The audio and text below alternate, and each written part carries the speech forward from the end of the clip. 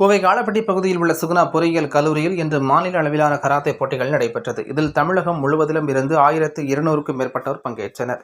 கோவை மாவட்டம் காலப்பட்டி பகுதியில் சுகுணா பொறியியல் கல்லூரி அமைந்துள்ளது. இக்கல்லூரியில் இன்று இண்டோஹிட்டோ கொஜிரியு கராத்தே அசோசியேஷன் சார்பாக மாநில அளவிலான கராத்தே போட்டிகள் நடைபெற்றது. இதில் தமிழகத்தில் உள்ள 10க்கும் மேற்பட்ட மாவட்ட பகுதிகளில் இருந்து சுமார் 1200க்கும் மேற்பட்ட மாணவ மாணவியர்கள் கலந்து கொண்டனர். இதில் கட்டா, டீப் கட்டா, குமித்தே ஆகிய பிரிவுகளின் கீழ் போட்டிகள் நடைபெற்றது.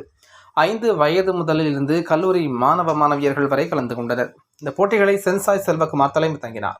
சிறப்பு அழைப்பாளராக தமிழ்நாடு ஸ்போர்ட்ஸ் கராத்தே அசோசியேஷன் துணைத் தலைவர் கியோஷி ஈஸ்வரகுமார் கலந்து கொண்டு போட்டிகளை துவக்கி வைத்தார். இந்த போட்டிகளில் நடுவர்களாக சென்சாய் பாலுசாமி, சென்சாய் ஷமேஷா ஆகியோர் போட்டிகளை வழிநடத்தினர். இதில் சிறப்பு விருந்தினராக சுகுணா குழுமங்களின் தலைவர் லட்சுமி நாராயணசாமி மற்றும் சுகுணா அறக்கட்டளையின் செயலாளர் ஸ்ரீகாந்த் கண்ணன், சுகுணா குழுமத்தின் இயக்குநர் பிரகாஷ் ஆகியோர் கலந்து கொண்டு மாணவ மாணவியர்களை வாழ்த்தினர்.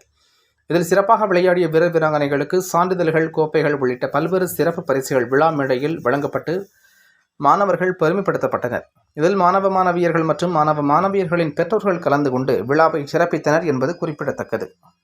என்னோட பேர் செல்வகுமாருங்க. 25 வருஷமா கோயம்புத்தூர் மாவட்டம் காலப்பட்டியில் கராத்தே பண்ணிட்டு இருக்கோம்.